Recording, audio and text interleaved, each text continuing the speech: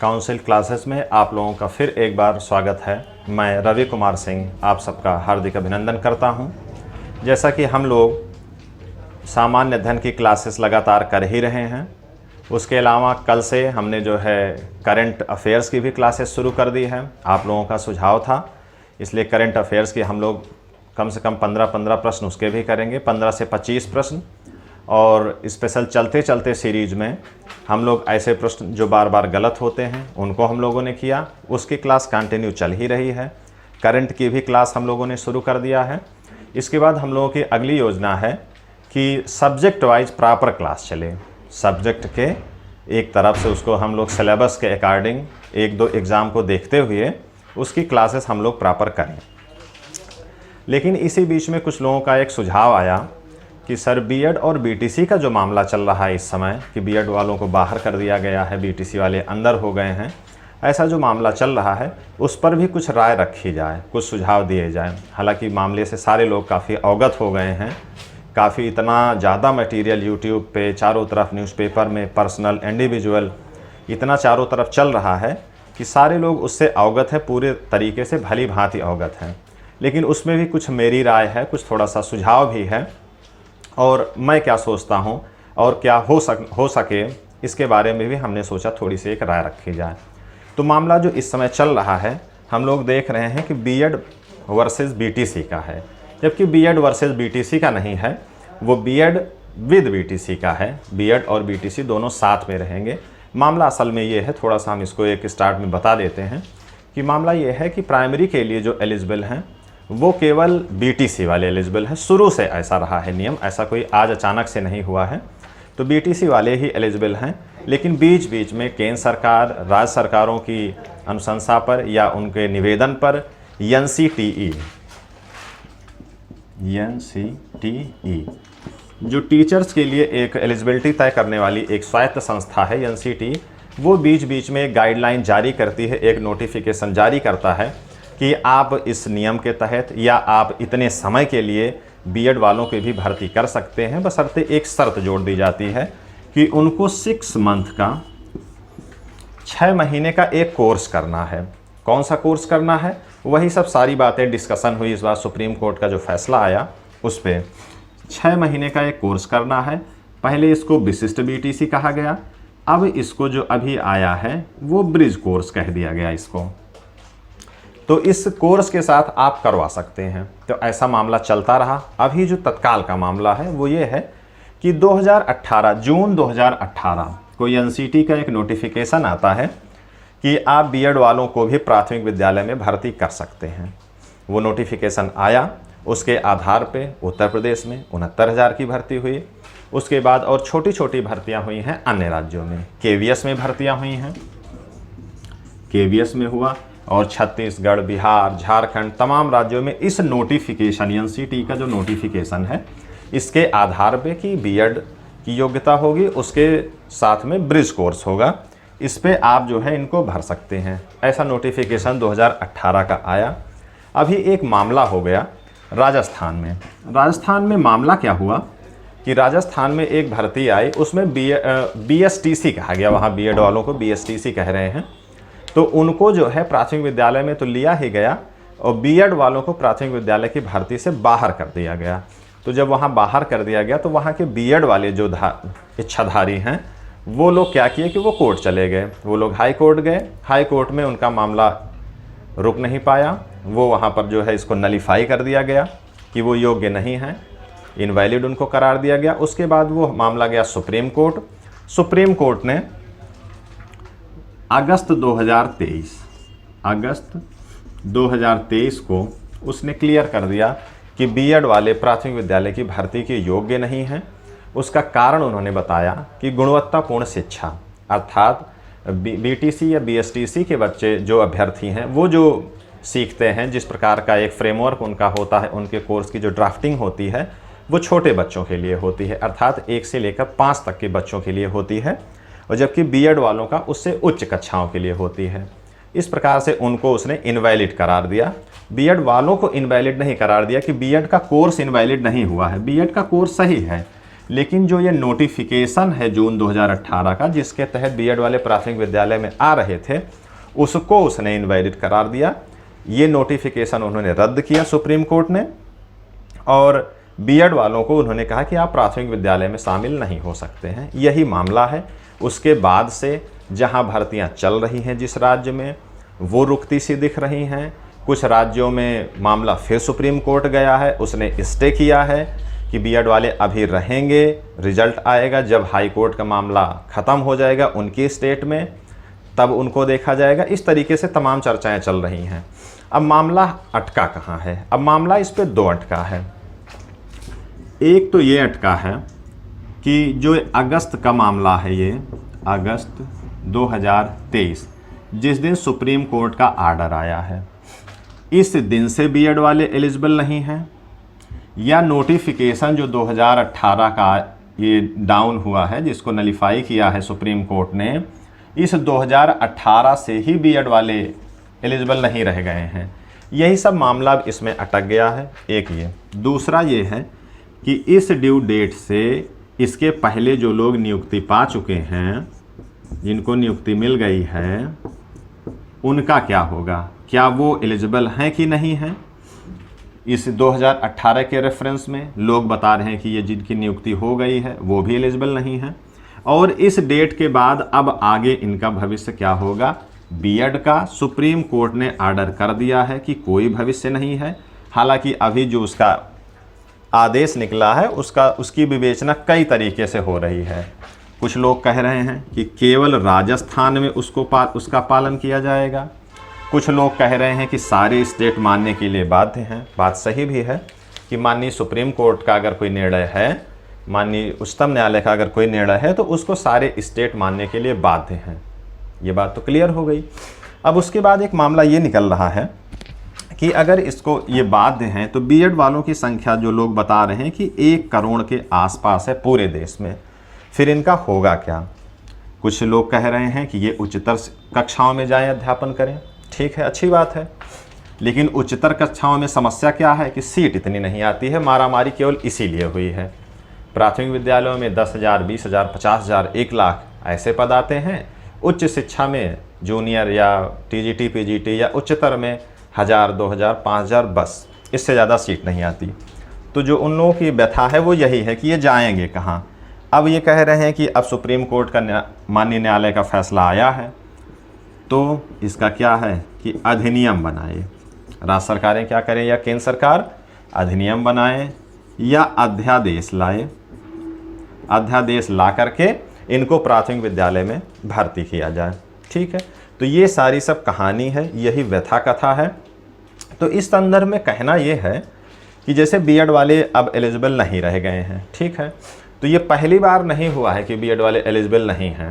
इनके थोड़ा सा इतिहास में हम लोग जाते हैं तो थोड़ा सा हम लोग बेहतर समझ पाएंगे कि एलिजिबल क्यों नहीं है ये।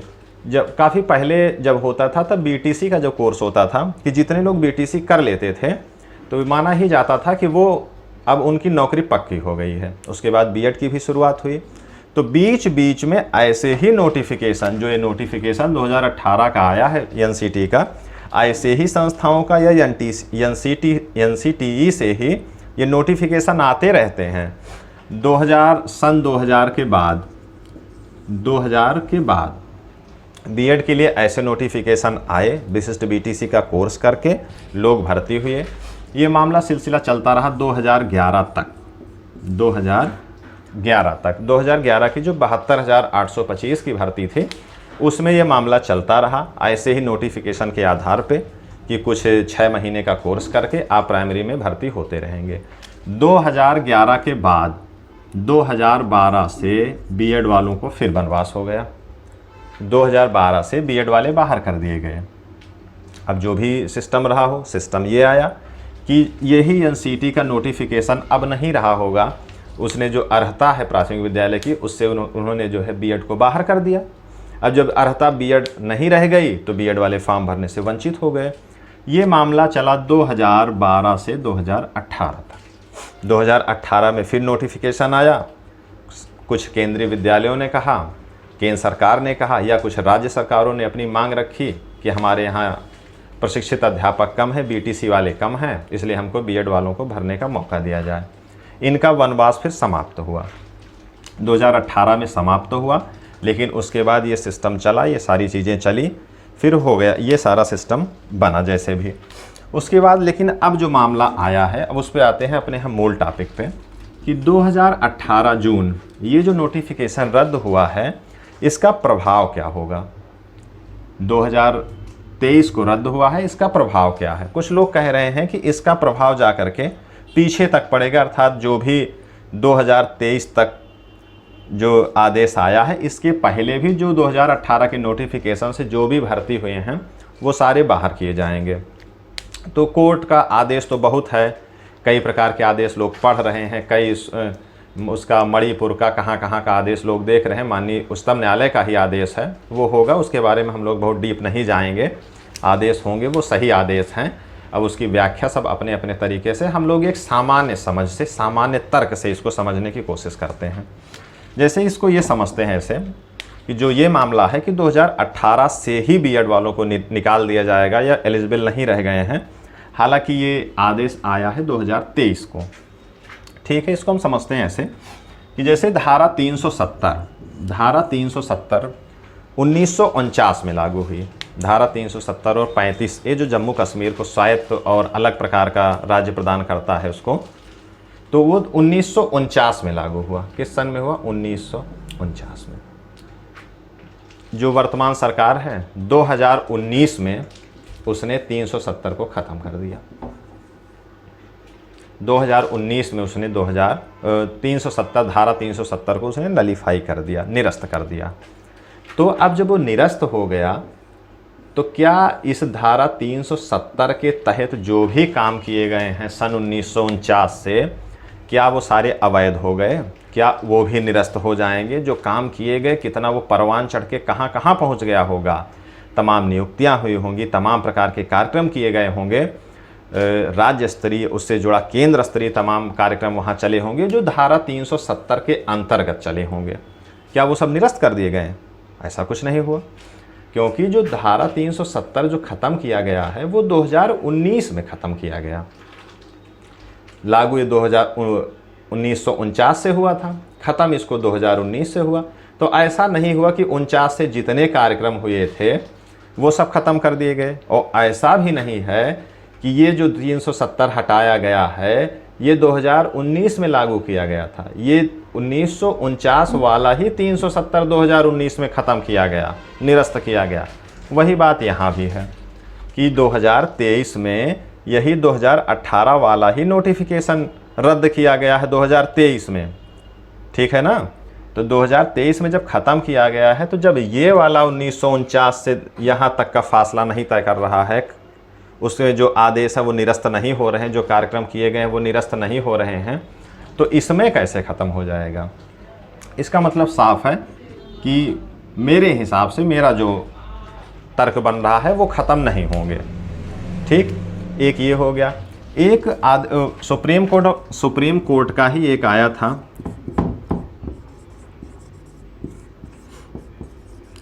गोलकनाथ वर्सेस पंजाब राज्य का। ये आया था गोलकनाथ बनाम पंजाब राज्य का। इसमें यही सब मामला लिखा हुआ है। 1967 में शायद आया था ये, यही कि जब जो भी आया है वो भूतलक्षी प्रभाव नहीं होगा उसके कार्यों की जो विधि मान्यता है वो जब वो नलीफाई किया गया है, जब निरस्त किया गया है, उसके पहले जा कर के उसकी विधि मान्यता ख़त्म नहीं होगी।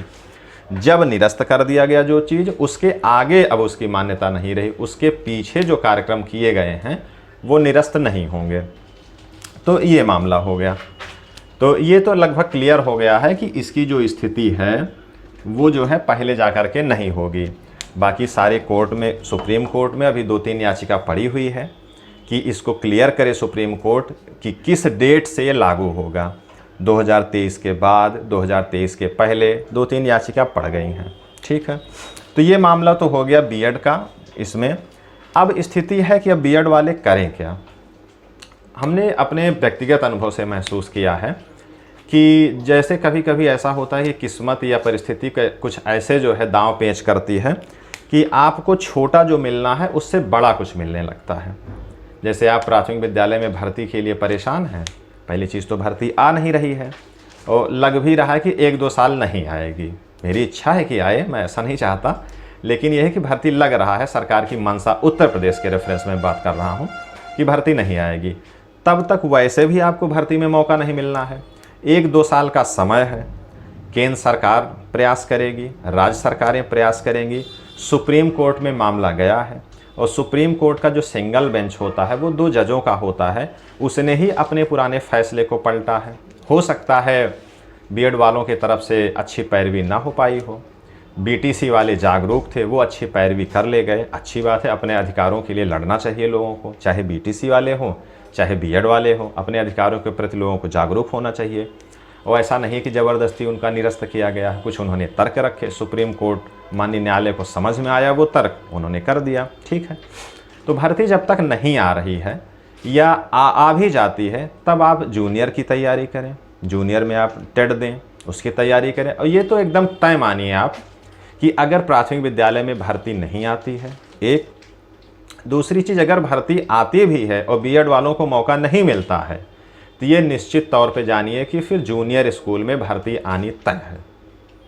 ये मेरे पास कोई इनपुट नहीं है, मैंने कहा कि मैंने जो ये शुरू किया है, ये व्याख्या शुरू की, वो एक सामान्य समझ, सामान्य व्यवहारिक समझ और कुछ तर्कों के माध्यम से की है कि भर्ती फिर जूनियर में आनी तय है। आप उसकी तैयारी करें, टीजीटी पीजीटी की तैयारी करें और उच्चतर की तैयारी करें। उसका कारण ये है, जैसे अगर हम कह दें कि अरे भाई ऐसे ही इतना जल्दी कैसे आसान है, जब कोई रास्ता नहीं है तो आपको करना ही पड़ेगा। और एक ये चीज़ें हैं कि आप अपने आप को बहुत छोटा ना समझें। प्राथमिक विद्यालय ठीक है, बढ़िया पद है, लेकिन अगर आपको उसमें मौका नहीं मिल रहा है तो आप उससे ऊपर जा कर के तैयारी करें। तब तक राज्य सरकारें, केंद्र सरकार, सुप्रीम कोर्ट, तमाम याचिकाएँ पड़ी हुई हैं, फिर उस पर विचार किया जाएगा, पुनर्विचार होगा तो आपको फिर प्राथमिक विद्यालय में मौका मिलेगा। जितना ये जो गैप है, जो आपको ये कूलिंग पीरियड मिल रहा है, उसमें आप उच्च शिक्षाओं के लिए तैयारी प्रारंभ करें। एक बात ये हो गई। और दूसरी बात ये है कि मामला कहाँ अटका है। मामला अटका है इसकी फ्रेमिंग को लेकर के। बीएड का जो कोर्स है उसकी जो डिज़ाइन है उसकी फ्रेमिंग को लेकर के मामला अटका है। तो फिर एनसीटी ने उसको चेंज किया है। जो भी स्थितियाँ आएगी उसका सुप्रीम कोर्ट के आदेश का अध्ययन किया जाएगा और भी कमेटी बैठेंगी, उसकी फ्रेमिंग की, उसकी डिज़ाइन को फिर से चेंज किया जाएगा। वो प्राथमिक विद्यालय के हिसाब से बनाया जाएगा, क्योंकि उसके डिज़ाइन और उसके जो पाठ्यक्रम है, पेडागॉजी को लेकर के, बाल मनोविज्ञान को लेकर के दिक्कतें थी, उसको चेंज किया जाएगा। उसका कारण है चेंज करने का, उसका कारण ये है कि 2030, ऐसा हमने भी पढ़ा है, लोगों से सुना भी है, 100% तो मैं दावा नहीं कर सकता, कि जो राष्ट्रीय शिक्षा नीति है उसमें यह है कि 2030 के बाद केवल बीएड के ही अभ्यर्थी या बीएड का कोर्स ही एलिजिबल रहेगा। इसलिए भी इनको ड्राफ्टिंग करनी पड़ेगी। हो सकता है इस रेफरेंस में ना करें, लेकिन उस 2030 के रेफरेंस में इनको करनी पड़ेगी। इसलिए भी बीएड का भविष्य है। और रही बात बीटीसी के अभ्यर्थी, वो लोग भाई मेहनत किए हैं।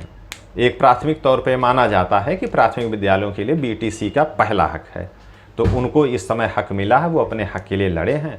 तो वो जो भी भर्ती आती है उसके लिए जम के तैयारी करें। जब तक थोड़ा सा कंपटीशन डाउन हुआ है तब तक वो उसका लाभ उठाएं और वो अपनी तैयारी करें। उनको भी जूनियर की टीटी वो इस समय दे रहे हैं। अब वो कितना, हमको तो विशेष जानकारी नहीं है कि कितना वो संभव है कि जूनियर में वो प्रतिभाग करेंगे कि नहीं करेंगे। इसके बारे में बहुत क्लियर गाइडलाइन होगी, तो मेरे पास जानकारी इसकी नहीं है। अब जो बच्चे दे रहे हैं वो जानते होंगे। तो ये करीब करीब 2-3 बातें हो गई हैं। एक कि बीएड वालों को निराश नहीं होना है। राज्य सरकारें, सुप्रीम कोर्ट, सारी चीज़ें उनका जो है फिर से मूल्यांकन हो रहा है। एनसीटी फिर से गाइडलाइन बदलेगी। उसका कारण फिर से राज्य सरकारें कहेंगी, कुछ राज्य सरकारों की तरफ से निवेदन आएगा। और दूसरी चीज़, मुख्य चीज़ की जो राष्ट्रीय शिक्षा नीति है उसमें जब 2030 से बीएड वालों को ही बुलाया जाएगा तब फिर इनको चेंज करना पड़ेगा। तो ये सारी चीज़ें हैं। हालांकि जो है मेरी एक विशेष जो इच्छा रहती है वो ये रहती है कि जब आप टेट और सुपर टेट का एग्ज़ाम करवाते ही हैं, एक टेट भी अपने आप में ठीक ठाक एग्ज़ाम होता है, उसके बाद फिर आप सुपर टेट करवाते हैं और लगभग करीब करीब सारे राज्यों में होता है, तो क्यों ना सभी जितने भी प्रशिक्षु हैं, जितने भी प्रशिक्षणधारी हैं, उनको सबको मौका दे दिया जाए। 2011 से पहले बीपीएड को भी मौका मिलता था, बैचलर इन फिजिकल एजुकेशन, उनको भी मौका मिलता था। 2011 से जब से टीईटी लागू हुई है उसके बाद से उस समय से इनको मौका नहीं दिया जा रहा है। तो मेरा तो ये मानना है कि जब आप टेट कराते हैं, सुपर टेट कराते हैं, इतना टफ एग्ज़ाम होता है, उनकी तैयारी के हिसाब से टफ़ है। तो आप जितने हैं डीपीएड, बीपीएड, सीपीएड, जो भी बीटीसी हैं, बीएड हैं, इन बीएलएड हैं, सबको आप एक मौका दीजिए। वो भी जोर आजमाइश करें, उनके मन का भी मलाल ना रहे। और उसके बाद तमाम आप ट्रेनिंग करवाते हैं, नौकरी पाने के बाद भी ट्रेनिंग चलती रहती है, और फिर उन्हीं के रेफरेंस में ट्रेनिंग चलती है कि बच्चों को कैसे पढ़ाया जाए।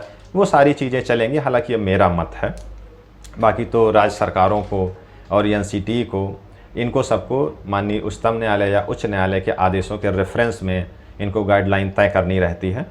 तो इस प्रकार से हमने एक थोड़ा सा एक क्लियर माइंड मेकअप कर लिया है कि मामला क्या है, इसका प्रभाव भूतलक्षी होगा कि नहीं होगा। एक सामान्य समझ हमारी धारा 370 के नलीफाई होने से, और गोलकनाथ के मामले में हमने देखा कि इतना आसान नहीं है कि उसका प्रभाव भूतलक्षी हो, और सुप्रीम माननीय उच्चतम न्यायालय ने भी कोई स्पष्ट गाइडलाइन उसमें नहीं की है। तो ये सारी चीज़ें हो गई बीएड बीटीसी के संदर्भ में। बीटीसी वालों ने अच्छा काम किया है, अपना संघर्ष किए वो लोग, तो लोग भर्ती का लाभ उठाएं। बीएड वाले अपना पक्ष नहीं रख पाए, या फिर सुप्रीम माननीय न्यायालय को नहीं लगा कि वो उनको जो है एलिजिबल करें, तब तक इस समय जब तक भर्ती नहीं आ रही है या कोई निराकरण, स्थायी निराकरण इनका नहीं होता है, तब तक वो लोग जो है अपनी तैयारी टीजीटी, पीजीटी या जूनियर के रेफरेंस में वो अपनी तैयारी करते रहें, और अपने जीवन का जो है मार्गदर्शन करें, और एक अच्छे भविष्य की ओर जो है अपने आप को तैयार करें। बिल्कुल निराश नहीं होना है, बिल्कुल परेशान नहीं होना है इन सब मामलों को लेकर के। ये सारी चीज़ें चलती रहती हैं। हमने एक बात बताया कि बीएड के साथ ऐसा होता ही रहा है। हालांकि प्राथमिक विद्यालय में बीटीसी वालों को ही मौका मिलता है, लेकिन इनको भी बीच बीच में अंदर कर देने से लोगों का एक मन बन जाता है। और एक चीज़ मैं ये कहना चाहूँगा, किसी भी, चाहे वो न्यायालय हो या फिर जो भी नोटिफिकेशन जारी करती हैं स्वायत्त संस्थाएं हैं, या केंद्र सरकार या राज्य सरकार, अगर खास करके स्वायत्त संस्थाएं जो इनका फ्रेमिंग करती हैं कोर्सेज़ का, उनकी डिज़ाइन करती हैं, उनसे मेरा निवेदन है, अगर वो समझें सुने, कि अगर किसी कोर्स को बंद करना है या हटाना है तो उसको आप एक टाइम पीरियड दीजिए कि हाँ ठीक है भाई, ये कोर्स 2025 से अब लागू नहीं होगा, 2030 से ये कोर्स नहीं चलेगा। लोग अपना उसकी तैयारी करना बंद करें, जिसका विशेष मन करे, जो ये सोच के करें कि अगर इसमें नहीं होगा तो अन्य जगह ही हमको होना है, वो लोग अपना तैयारी करेंगे। जो ये सोचते हैं कि हम ये कोर्स करके इसी में हो जाएंगे, और उनको अचानक से पता चलता है कोर्स करके अब वो वैकेंसी का इंतज़ार कर रहे हैं, अपना स्वर्णिम भविष्य नौकरी के रूप में तलाश रहे हैं, तो उनको अचानक से पता चलता है कि अब ये कोर्स तो एलिजिबल नहीं रह गया, तब उनको धक्का लगता है, वो परेशान हो जाते हैं, क्योंकि 1 साल 2 साल 3 साल वो इसकी तैयारी करते रहे और उसके लिए लाखों रुपए खर्च करते हैं। तब ये समस्या आती है। इस पे सरकार को, जो स्वायत्त संस्थाएं हैं जो फ्रेमिंग करती हैं, उनको इस बारे में सोचना चाहिए। बाकी बीएड और बीटीसी वाले दोनों, हमने कहा बीएड वर्सेस बीटीसी नहीं है, ये बीएड विद बीटीसी है, दोनों में संभावनाएं हैं। हालांकि वर्तमान उत्तर प्रदेश सरकार की जो स्थिति बनी हुई है, वैकेंसी को लेकर के बहुत अच्छा रुझान नहीं आ रहा है, लेकिन फिर भी वैकेंसी लाना न लाना उनका काम है। हम लोगों के अधिकार में जो है तैयारी करना है कि जब वैकेंसी आए उस समय हम तैयार रहें। नहीं, स्थिति वही होती है, वैकेंसी अभी आ जाएगी 1 साल, हमारी स्थिति फिर वही रहेगी, हमारी तैयारी आधी अधूरी रहेगी। तो इसी संदर्भ में हमने समझा कि इसको किया जाए। और रही बात तैयारी की, उसकी गाइडलाइन के लिए हमने ये शुरू किया है। काउंसिल क्लासेस में सामान्य अध्ययन के लिए ये सारी चीज़ें हम लोग शुरू कर रहे हैं।